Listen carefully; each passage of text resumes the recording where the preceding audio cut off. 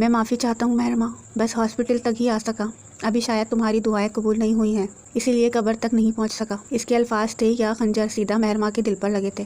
مہرما کے سینے پر گویا کسی نے ہتھوڑے رکھ دیے ہوں۔ وہ تڑپ کر اسے دیکھتی، چل کر اس کے قریب آئی اور بے اختیار سی ہوتی اس کے سینے پر سر رکھ کر پھوٹ پھوٹ کر معصوم بچوں کی طرح رونے لگی۔ عاصم اپنی جگہ ساکن سا اس کے اس غیر متوقع اقدام پر ششت رہ گیا۔ یہ کوئی معجزہ تھا یا وہ کھلی آنکھوں سے خواب دیکھ رہا تھا؟ سمجھ سے بالا تر تھا۔ سوری، وہ سسک کر روتے ہوئے اس کے سینے سے سر اٹھا کر اس کی آنکھوں میں جھانک کر بولی تھی، اس بات کی پرواہ کیے بغیر کہ اس کے اس عمل سے اسے تکلیف بھی ہو سکتی تھی۔ وہ یوں ہی اس کی تکلیفوں کو نظر انداز کرتی اسے سینے سے لگی رہی۔ سوری، مجھے معاف کر دو، آئی ایم سوری۔ وہ ہچکولے لے کر آ بھرتی، گردن کو ذرا سا اٹھا کر اس کے قریب اس کے ماتھے پر جکڑی پٹیوں کو چور نگاہوں سے دیکھ کر آہستگی سے بولی تھی۔ اس کی آنکھوں میں کاجل کی وہ ننھی سی لکیر بہہ کر گال پر اپنا رنگ چھوڑ رہی تھی۔ سوری لفظ مہرما عامر کے منہ سے سن کر اسے سچ مچ یقین ہو گیا تھا کہ وہ خواب دیکھ رہا ہے۔ عاصم اس کے چہرے کی اطراف میں جھولتی لٹوں پر نگاہ ڈال کر پل پل بدلتے تاثرات کو حیرانگی سے آنکھ کی پتلیاں پھیلائے اسے دیکھ رہا تھا۔ اسے کب سے خاموش لیٹا دیکھ مہرما دوبارہ سے اس کے سینے پر سر رکھ گئی تھی۔ عاصم کے منہ سے ہلکی سی چیخ برآمد ہوئی تھی۔ اس کے سر رکھنے پر وہ درد سے کر رہا تھا، زخم ابھی تازے تھے۔ مہرما گھبراہٹ سے سر اونچا کر کے اسے دیکھی تھی۔ اسے لگا شاید اسے کچھ ہو گیا ہے۔ کیا ہوا؟ تم ٹھیک ہو نا؟ میں ڈاکٹر کو بلاؤں؟ وہ اٹک اٹک کر بولی تھی۔ پہلی بار اس کی آنکھوں میں اپنے لیے وہ خوف دیکھا تھا جسے دیکھتے ہوئے وہ صحیح سے مسکرا بھی نہ سکا۔ نہیں، کوئی ضرورت نہیں ہے، وہ دبی زبان میں سرسری سا جواب دیتا آنکھیں موند لیا۔ اسے ہمدردی سے ہی کوفت ہوتی تھی اور مہرما عامر ہمیشہ اس سے ہمدردی جتانے چلی آتی تھی۔ میں کوئی بچہ نہیں ہوں مہرما، جو مجھے سمجھ نہیں آئے گا۔ یہ تمہارا پل میں ماشا اور پل میں تولا ہو جانا۔ آنکھ بند کیے وہ چہرے کا رخ پھیر لیا۔ عاصم، وہ بہت پیار اور نرمی سے اس کا نام اپنی زبان سے لی تھی، لیکن وہ سنی کو انسنی کرتا اس کی پکار پر بھی آنکھیں بند کیے لیٹا رہا۔ مہرما نے اس کی طرف ایک دو بار مزید پکارا، مگر وہ اس کی جانب دیکھنے سے مکمل اجتناب کیا تھا۔ اپنا آپ یوں نظر انداز ہونا مہرما کے قدموں سے گویا کسی نے زمین کھینچ لی ہو۔ اس کے قریب تھی، اس کے پاس اسے پکار رہی تھی، لیکن وہ اسے یکسر فراموش کیے رخ دوسری جانب کیے ہوئے تھا۔ کیا ایسا ممکن ہے کہ تم مجھے نظر انداز کرو؟ وہ اس سے آگے سوچ بھی نہ سکی۔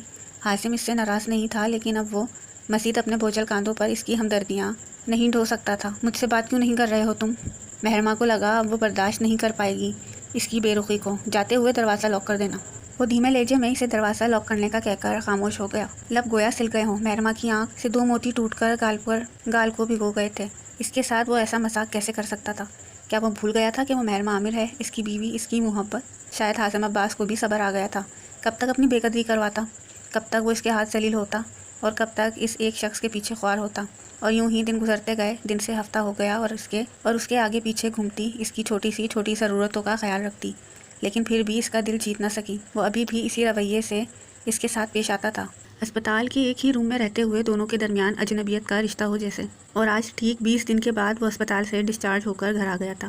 پہلے کی نسبت اب طبیعت میں کافی بہتری آ گئی تھی، کچھ مہرما کی وجہ سے، کچھ دعا اور دواؤں کی بدولت۔ وہ پہلے سے کافی ٹھیک ہو گیا تھا، اپنے پیروں پر چل پھر سکتا تھا، مگر مہرما اپنے نازک وجود سمیت ہمیشہ اس کو سہارا دینے کے لیے آگے آگے رہتی تھی۔ اب تو مہرما نے بیڈ پر بھی عائد کی گئی پابندیاں ختم کر دی تھی۔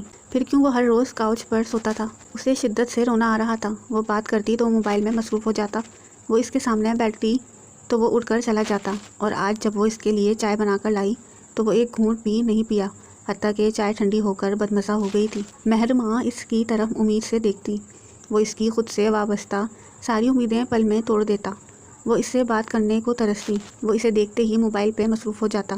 1 مہینہ ہونے کو آیا تھا، اب تو یہ خاموشی کا عالم اسے پاگل کر دینے کو کافی تھا۔ اس کی آنکھیں نمکین پانیوں سے لبریز تھیں، لب کانپ رہے تھے، سارے شکوے و شکایات لبوں پر آ کر دم توڑ جاتے جب وہ اس کی جانب دیکھ کر بھی نہ دیکھنے کی اداکاری کرتا۔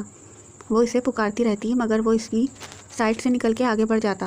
گھر میں اڑتے اڑتے اس کے کانوں تک بھی خبر عشاء کے ذریعے پہنچی تھی کہ اس کے ریسیپشن کی تاریخ مقرر کر دی گئی ہے۔ 2 دن بعد شاندار سی تقریب کا اہتمام ابھی سے کیا جا رہا تھا۔ 2 دن بعد ریسیپشن؟ خڑوس تو مجھ سے بات بھی نہیں کر رہا ہے۔ ریسیپشن کس چیز کا؟ وہ اداس سی سر گھٹنوں پر جھکائے اپنی سوچوں میں مہو تھی۔ میں مر رہی ہوں عاصم عباس، تمہیں دکھتا کیوں نہیں ہے؟ وہ خود سے ہم کلام ہوتی لان تان کر رہی تھی۔ اس کے کمرے میں آنے سے پہلے وہ سو چکا ہوتا تھا، صبح اس کے اٹھنے سے پہلے وہ کمرے سے جا چکا ہوتا۔ اس کی بے رخی اور نظر انداز کرنے پر وہ مرجھائی ہوئی کلی کی مانند ہو گئی تھی۔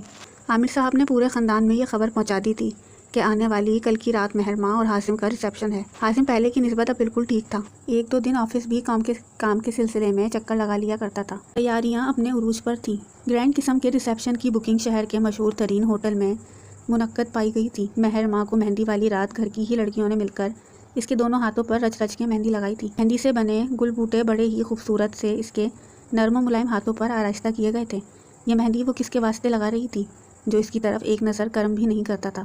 عیشا نے شرارت سے اسے بیل بوٹوں کے درمیان حاسم کا نام چھوٹے لفظوں میں چھپا کر لکھ دیا تھا تاکہ وہ اپنے نام کو ساری رات ڈھونڈتا ہی رہ جائے۔ گھر میں شہنائی کا عالم تھا۔ ساری تیاریاں تو پہلے ہی ہو چکی تھیں، بس بچی کچی تیاریاں آسیہ بیگم آج ہی کے دن مکمل کر لی تھیں۔ مہر ماں کہیں حاسم تمہیں دیکھ کر بے ہوش نہ ہو جائے، ظالم مسکراہٹ دانتوں تلے دبا کر اسے چھیڑی تھی۔ اس کے سوال پر وہ ڈھنگ سے مسکرا بھی نہ سکی۔ بے ہوش وہ بھی حاسم عباس ہو ہی نہ جائے، دکھ سے سوچتی وہ منہ کا ذائقہ بگاڑی تھی۔ پورا گھر لائٹس کی روشنی میں جگمگا رہا تھا۔ لڑکیاں اسے مہندی لگا کر کچھ کام کے لیے کمرے سے باہر گئیں تو اس نے سب سے پہلے اپنا موبائل اٹھا کر مہندی والے ہاتھوں کی فوراً 2-3 تصویر بنا کر حاسم کے نمبر پہ سینڈ کر دی۔ انتظار کی گھڑیاں طویل تھیں، وہ آن لائن ہی نہیں تھا، مگر مہر ماں کا دل چاہ رہا تھا وہ خلاؤں میں پرواز کرتی، اس کے پاس جا کر مہندی دکھائے اسے، لیکن ایسا ناممکن تھا۔ وہ کل رات سے گھر ہی نہیں آیا تھا۔ وہ اسکرین پر ہی نظریں جمائے بیٹھی اپنے ناخنوں سے کھیل رہی تھی کہ یکایک حاسم کے نمبر پر آن لائن شو ہونے لگا۔ وہ ہڑبڑا کر موبائل اٹھائی اور لمحوں کے اندر اس کی مہندی کی تصویر دیکھی جا چکی تھی۔ وہ سانس روکے لبوں کو آپس میں پیوست کیے اس کے میسج کا انتظار کر رہی تھی۔ شاید 1-2 لفظ تعریف کے جناب اعلیٰ ارشاد فرما دیتے۔ خوش فہمیوں پر پانی پھر گیا جب وہ تصویر دیکھ کر نظر انداز کرتا آف لائن ہو گیا۔ وہ منہ کھولے اسکرین کو تکتی رہ گئی۔ اتنی بھی کیا اکڑ ہے، سمجھتا کیا ہے خود کو؟ وہ 30 مار خان ہے،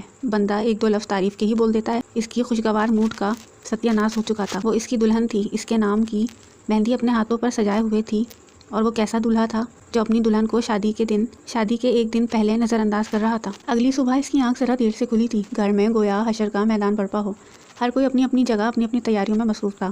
لڑکیوں کی ٹولیاں جگہ جگہ بیٹھ کر اپنے کپڑوں کے ہم رنگ چوڑیاں ملا رہی تھیں تو کوئی بالوں کی طرح طرح کے اسٹائل بنا رہا تھا۔ واہ مہر ماں، تمہاری مہندی کا رنگ تو بہت گہرا آیا ہے۔ لڑکیاں اسے مسلسل چھیڑ رہی تھیں۔ وہ جبرن مسکراتی گردن جھکا لی۔ وہ خود بھی دیکھتی حیران ہوئی تھی۔ صبح کے اجالے اپنی تمام تر نئی خوشیوں کے ساتھ اس کا پرتپاک استقبال کر رہی تھی۔ زندگی کی سونی ڈگر آج سے شروع ہونے والی تھی اور وہ لاپرواہ سا شخص اسے ایک میسج بھی کرنا گوارا نہیں کیا تھا۔ خوبصورت لال سرخ رنگ کے غرارے جس پر موتیوں کے بھاری کام بنے ہوئے تھے، اسی کے ہم رنگ دونوں ہاتھوں میں بھر بھر کے چوڑیوں کے ساتھ مانگ میں نازک سا ٹیکا سجائے وہ ہو بہو کوئی اپسرا لگ رہی تھی۔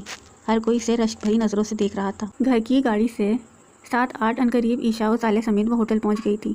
شاندار سا ہوٹل جس کا کونا کونا روشنیوں میں نہایا ہوا تھا۔ اس کے دل میں شدید خواہش اٹھی تھی کہ سب کچھ تہس نہس کر دے۔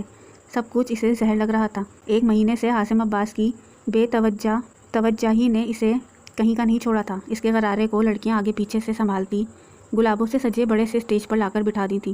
اتنے لوگوں کا ہجوم دیکھ کر اسے گویا چکر آنے لگا تھا۔ وہ بے تحاشا سرخ ہوئی جب ہر کوئی آنے جانے والا اسے دیکھ آنکھیں پھاڑ دیکھ رہا تھا۔ یہ تو طے تھا کہ آج سے پہلے اتنی خوبصورت دلہن واقعی نہیں دیکھی گئی تھی۔ وہ مغرور سی چال چلتا براؤن کلر کے 3 پیس سوٹ میں ملبوس کوٹ کے بٹن کو مخروطی انگلیوں سے بند کرتا نپے تلے قدموں سے چل کر اسٹیج پر آیا تھا۔ اس کو دیکھتے ہی کیمرہ مین و لائٹس کی ایک لہر دوڑ گئی تھی۔ مہر ماں کے چہرے پر کیمرے کی مسلسل پڑتی لائٹس اس کی آنکھوں کو چندھیا رہی تھی۔ حاسم عباس کو لڑکیاں دیکھتی ہی اش اش کر اٹھی تھیں۔ اتنا خوبصورت پارٹنر، اتنا ہینڈسم، ہر کوئی اس شہزادے کو ستائش بھری نظروں سے دیکھ رہا تھا۔ مہر ماں کی نظر جوں ہی اس پر پڑی گویا دوبارہ پلٹنا بھول گئی ہو۔ وہ بھول چکی تھی کہ وہ 1000 لوگوں کے درمیان میں بیٹھی ہے، بس آنکھ پھاڑے اس حسین شخص کو دیکھ رہی تھی جو اس کے پہلو میں لب پر ہلکی سی مسکراہٹ سجائے اپنے دوست سارم سے کچھ بات کرنے میں مصروف تھا۔ اس کے وجود سے اٹھتی پرفیوم کی بھینی بھینی خوشبو اسے معطل کر رہی تھی۔ اسے بے چینی تب ہوئی جب لڑکیوں کی ٹولیاں اس کے خوبصورت شوہر کو رال ٹپکاتی حسرت بھری نگاہوں سے دیکھ رہی تھیں۔